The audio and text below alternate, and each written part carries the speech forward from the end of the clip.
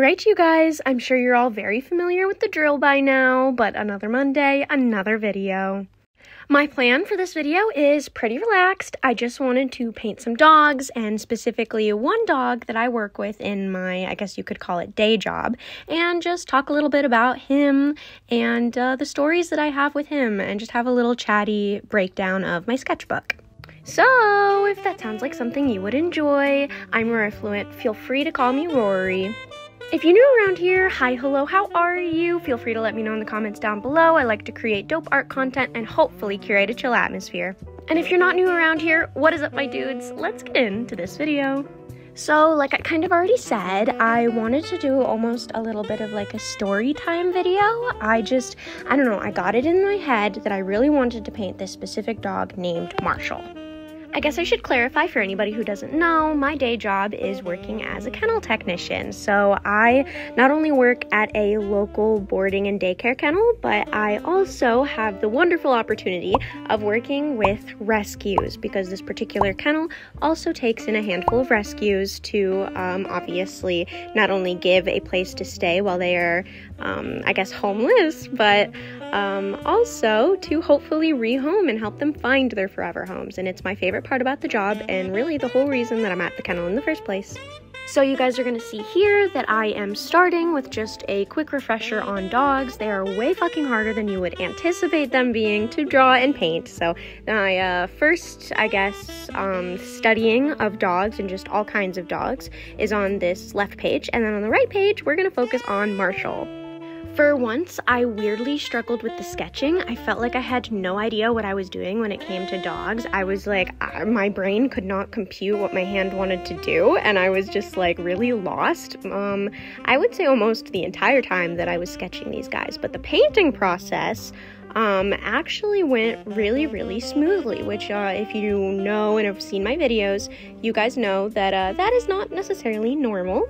I would say that specifically traditionally, I have been really struggling with painting, so it was really nice and refreshing to actually have a painting process go relatively smoothly. I mean, I didn't have to gouache over an entire sketch or, I don't know, just completely restart. I felt like from start to finish, I was in a good spot with this particular part of the spread, and honestly both, to be completely fair. Both pages ended up being something that I really liked. I wouldn't say that they're the most cohesive, but they are both about dogs. I didn't necessarily have them like bleeding onto each other like I often do, but I guess I did that because in my head, like, one part was the study and then the other part was Marshall and was more dedicated to figuring out, I don't know, like how to draw him and just kind of different iterations of him, because the entire spread was kind of, I guess it came to be because I specifically wanted to draw him. So I guess going a little bit back to what I was talking about with my job, I work as a kennel tech, and I basically take care of the boarding dogs. I let them outside, I spend time with them, I clean their kennels, which I know for a lot of people would be kind of like a game changer, like, ew, you have to clean their kennels, but it really honestly isn't that bad. Like, it's, I feel like I pick up more shit just from like having to pick up what they do outside than I do cleaning their kennels. It's very calm, and we do have cleaners who do the like major cleaning every day, but to spot clean and things like that, that's part of my job description. But I would say probably 90% of my job is just being outside with dogs, and that is so much fun. And then specifically, I have made a point of, I don't know, creating a really established relationship with every single one of the rescues we have. And since I started, we've rehomed, maybe 10 dogs, and, or I guess I shouldn't say rehomed, but like given them a home and had them adopted, which is super exciting. And then the particular kennel that I'm at, or rescue that I'm at, has homed up to like 250 dogs since they've opened. So yeah, I just have a ton of fun building a relationship with the rescues, and Marshall is one of our rescues.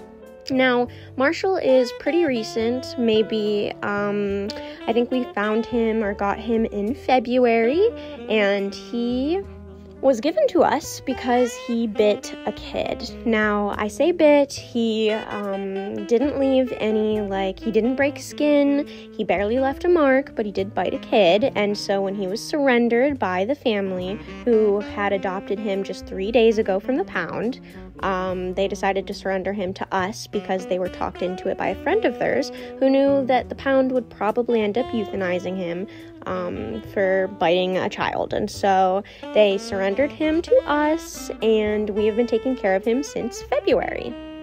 Now, to put a pin in that story for a moment, I would like to mention that I feel like this particular video is a pretty good example of why sometimes I decide to remove my sketching process from the entire video.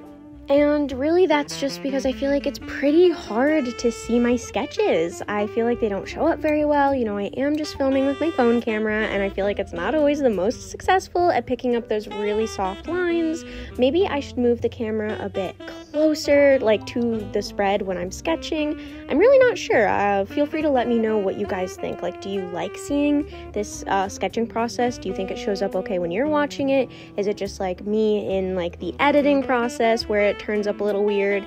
I've noticed that sometimes when the video processes and then gets uploaded to YouTube, it might look a little bit crisper actually than when I am, or I guess than what I'm looking at here currently while I'm editing and watching it back and creating this voiceover. So with that being said, I'm currently in the video starting on the page of the spread where I am drawing Marshall. So returning to what I was originally talking about, he's been with us since February, so let's see, March, April, May, June, July, that's about 5 months. And I wouldn't say that I've been building a very intense relationship with him. Currently, I'm sponsoring a different dog at the kennel, and I absolutely adore him. I'll probably include a little picture of him here. We call him Mac and Cheese. We love him very much, and I absolutely adore him, and he's my little buddy. I take him riding in the car with me, I buy him toys, I give him extra time outside, and personally, when I'm working at the kennel, all of the rescues get extra time outside, but that's a side point. I guess what I'm trying to get at is that I haven't had the closest relationship with Marshall. However, within the last month, I've been making a point of taking him out more, trying to understand his personality a little bit better, getting a little bit more comfortable with him, and it seems that he's been getting a little bit more comfortable with me. At this point in us having Marshall, he has lunged at another dog. Now, we don't just put dogs out together, boarding, daycare, or rescue. It doesn't really matter. Generally, the owner has to say that it's okay, and if it's a rescue, we have to be very cautious and careful about how we go about socializing them so that no dog gets hurt. If we are going to socialize them, it's either with another rescue, a boarding dog with their owner present, who has consented, or with a kennel worker's dog who has also, again, consented and is probably there. So with all of that being said, he was having a little meet and greet with a kennel worker's dog because she wanted to sponsor Marshall and wanted to take him on car rides and walks, but she did have another dog named Zoe, and because of that, she, this particular worker, wanted to make sure that Zoe and Marshall would get along. Another co-worker of ours was out with her holding Marshall on a slip lead, and Zoe the same, and Marshall ended up lunging immediately for Zoe, and it was very nasty and aggressive, and so we've been very careful with him and cautious with him, knowing that he's probably a little bit aggressive, or I shouldn't say a little bit, knowing that he's definitely aggressive with other dogs. In fact, he has beef with the dog that I'm sponsoring, Mac. He totally hates him, and there are absolutely dogs that are selective with the other dogs that they like. Mac is one of those particular dogs that can be a little selective and a little picky about who he likes when it comes to different dogs, but Marshall is simply very, it's more than just kennel aggression or a distaste for other dogs. It is very, very aggressive and intense. So all of that being said, we learned to be a little cautious with him, and slowly, maybe in the last month, as I've gotten more accustomed to being around Marshall, I would go into his kennel to pet him or give him a toy. And very recently I ended up dealing with a situation where he had a bone wrapped up in a blanket that was on his cot, and I went to unwrap that bone from the blanket and he growled slightly. So I went ahead and made sure that everybody knew he was probably a resource guarder. We needed to be a little careful and just to not do anything stupid like put their hands in his mouth or to try to take anything once it was in his mouth. And so everyone at the kennel knew that. We were all okay with it. And of course, in the back of our minds, we're all thinking, this dog was surrendered because he bit a kid. And we do not have, at least the kennel workers don't have his bite record. So we don't necessarily know how many times he has bit somebody or another dog or whoever. Should we? Yeah, probably, but that's an entirely other topic. I don't need to get into my bosses or how they run this or anything like that. I'm just specifically talking about Marshall and how we know that he's been a child and that he's definitely, at least slightly, a resource guarder, so we need to be very cautious around him.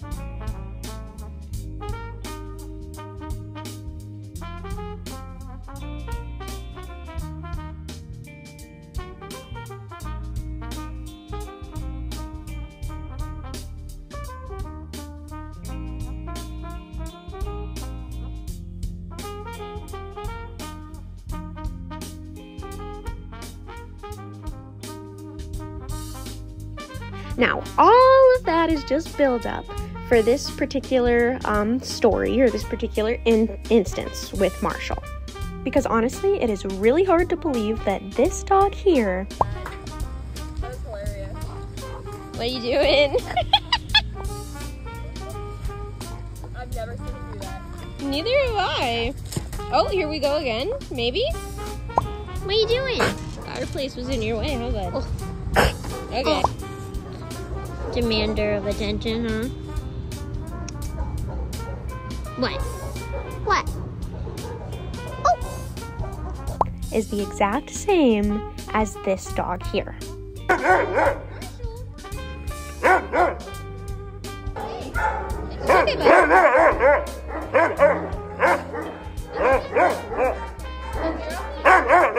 But this particular dog is the first instance of, I don't know, any situation in which I have dealt with the really hard reality that no matter how well you build up a relationship with an animal, sometimes there are deeper behavioral or instinctual habits that an animal, or in this instance a dog, has, and that those habits will override any relationship I've built with them. And as you'll come to see through this story, this is not just kennel aggression. I was sitting outside on a swing that we have in one of our 3 or 4 yards, and Marshall was out with me. He brought his stuffy, a stuffed rabbit with him, buried it in a hole, and then came up and approached me, and he sat his head on my lap. I was rubbing his ears, and then all of a sudden I saw this look in his eyes. I understood his body language, and I went, oh boy, this is probably not going to end well for me. And I was very lucky that I noticed in his eyes and his body the change, because almost immediately upon taking my hands away from his face, he lunged and skinned my knuckles with his teeth, and he would have bit my hand. And so that was kind of the first really serious aggressive circumstance that any of us had with Marshall, specifically when it came to people, because of course we know that he does not like dogs and will lunge and attack them. So upon letting him decompress for 15 or 20 minutes, I go back outside to see if he's okay with me, and he isn't. So another coworker has to bring him inside, and he is okay with that other coworker. But anytime that I approached his kennel, and I'm probably going to include these little videos here, Marshall was very aggressive and very angry, and it was really intimidating. And that behavior has continued to persist, so the owners of this particular kennel have decided to go ahead and get him into behavioral therapy so that hopefully we can do right by him and just help him with these negative behaviors, because none of us are really trained or prepared to be able to handle a dog like Marshall, and we obviously want to learn and want to know how. So very excited to get him into behavioral therapy. We have a lot of high hopes, and we are excited to start hopefully being able to help him in his healing process and just, I don't know, get him to start behaving more like the dog that he is known to act like, rather than this particularly aggressive dog. And with all of that being said, it isn't just me at this point anymore. He's aggressive with most of the workers at the kennel at this point. It's sort of spread. It was that one particular instance in which it was completely uninstigated. I was just sitting on the swing, and then he lunged at me. It's that started just this whole wave of aggression out of him. And so we're all just really happy that the owners decided to get him behavioral therapy, and we're hopeful that when he starts that this week, he will begin to recover. So I guess I went ahead and, talked about Marshall and this little story because I wanted to emphasize that there's, every time I walk past his kennel now, I sort of get the chills a little bit. There's something that just can't quite, I can't quite shake this feeling of him being this aggressor. I've worked at the kennel for about a year now, and in that time, there have been other dogs that have been aggressive towards me. We had another rescue named Lenny, who we took in, I don't think for any particularly negative reason. I think he was a boxer mix, and he was just too much for the people who decided to adopt him, so they surrendered him to our kennel. And while we were taking care of him, he slowly turned on every single one of the workers. And I was the last one that could still go out with him. And when he turned on me, it was heartbreaking. And what I mean by that is that he didn't go for any skin, but he would lunge for your clothes, he would start snarling and growling, and he would tug them until they ripped, and he would just, lunge and grab another piece of your clothes and tug, and it was like very overwhelming. As I mentioned in the piece of text before I started this story, I'm also incredibly familiar with kennel aggression, fence aggression, or barrier aggression, and just the different types of reactions that dogs can have in a kennel environment, and this is very different.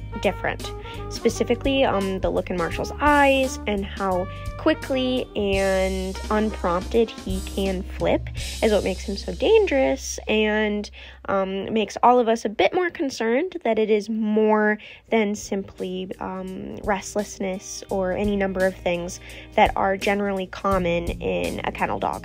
Now, I have also dealt with mouthy dogs, and mouthy dogs can come across like they're being aggressive, but normally they're not, or at least in my experience, they're not. Generally, mouthiness is just this sort of like, if you've ever had a dog and it's sort of given you those little love nibbles where it's kind of gently biting at your skin, mouthy dogs are a more, I don't know how to put it, more extreme version of that, where it's almost like they don't know that they're being nippy and that they are biting you. They don't know their own strength, and so they're biting you because they don't really know what else to do with their mouths. They don't know how to accept affection. It's very common in kennel dogs because they're so restless and high energy, and the dogs really only get out for, if I'm not working, they only get out for maybe an hour and a half to 2 hours a day.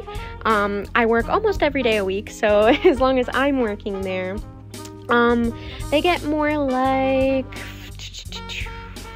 3 or 4 hours, but at the same time, there's just only so much I can do. And that being said, it doesn't replace the stability of being in a home or just the less anxiety that they would have being in a stable environment, I suppose is what I'm trying to say. Nothing that I do at a kennel is going to make them as at ease as simply being in a home for a long period of time, settling and becoming comfortable in their routine. And mouthiness can be a result of this lack of stability. And I've dealt with a handful of mouthy dogs. I've loved a handful of mouthy rescues that we've had. And I've gotten bruises and slight scrapes on my arms specifically because they're kind of jumping in my face, trying to nibble and bite and nip, and normally it's not hard enough to break skin, but it is hard enough to bruise, and it's normally triggered by an excess of excitement. They are excited to see me. They don't understand how to deal with me, like giving them butt scritches. There's all kinds of reasons, honestly. They might get testy and be done with a situation and start becoming mouthy, and so that's something that I'm very familiar with, and what Marshall is dealing with is very far removed from that. Marshall would, in a heartbeat, if this switch inside of him flipped, he would lunge and attack somebody. And so that's why it's at the point where he needs to go to behavioral therapy, because we cannot home him in this state. And obviously as a rescue, it's our job to be able to heal these dogs and help them become homeable. And yeah, so now every time I pass Marshall's kennel, he has these strange little goblin ears that sort of stick out like horizontally perfectly, but then like tip just gently at the edges, which is what the tiny sketch at the top left part of the right page, if that makes sense, of Marshall, that's what it's sort of representing, is those strange ears. And he has these piercing crystal blue eyes that are just like, they stare into your soul, and they're beautiful. They're absolutely beautiful. We believe he's some sort of plot hound husky mix, potentially Aussie in there. He's very large. He's our second largest dog that we have, I believe, at the moment. Second only to a Great Pyrenees mix that we have named Tucker. And so Marshall is dangerous in this state, and we're doing everything we can to make sure that he heals and to make sure that he will end up being okay. And now every time I pass his kennel, I get the heebie-jeebies because he looks like a weird little goblin out of a horror movie. As kennel workers, we were taught how to handle him. If the owner knows how to handle him, I think it would benefit all of us to be able to handle a dog that has this behavior, because I mean, we're a rescue. We're going to get more of them, you know? But that is my story of Marshall, and I ended up wanting to draw him because I just couldn't get the image of him and his weird, scary, horizontal ears out of my head, and I just thought maybe if I put it on paper I would be a little bit less afraid of approaching him. Not outside, obviously, but just, I don't know, maybe not get the chills every time I walk past his kennel and feel like he's staring into my soul. So I feel like I did a lot of chatting this video. Again, I really would like to know anybody's thoughts on how this video was, and if you liked me just chatting about my life. I so appreciate anyone who made it this far into the video. Feel free to do the YouTubey things like comment and subscribe. If you don't know what to comment, go ahead and comment algorithm, because it still helps. And yeah, hopefully I will get to talk to you in the next one. Bye!